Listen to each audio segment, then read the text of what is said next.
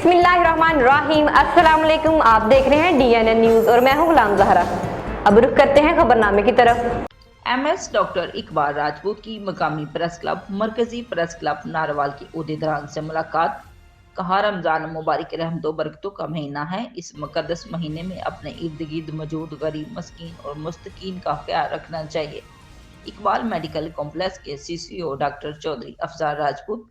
तफसीलात के मुताबिक मकामी सहाफ़ियों से गुफ्तगू करते हुए डॉक्टर चौधरी अफजार राजपूत ने कहा कि माह रमज़ान उम्मत मुस्लिमा के लिए अल्लाह ताला का ख़ुसूसी इनाम है। ये महीना नज़ूल कुरान का महीना है। इस माह मुबारक में परवरदिगार की ख़ास रहमतों और बरकतों का नज़ूल, फरागी रिज़्क़ और एक दूसरे की खैर ख्वाही और जन्नत में दाखिल होने का सबब है। उन्होंने कहा कि रमज़ान मुबारक का तीसरा अशरा शुरू है और जहन्नम से नजात हासिल करने के लिए की जाने वाली काविशों का महीना है।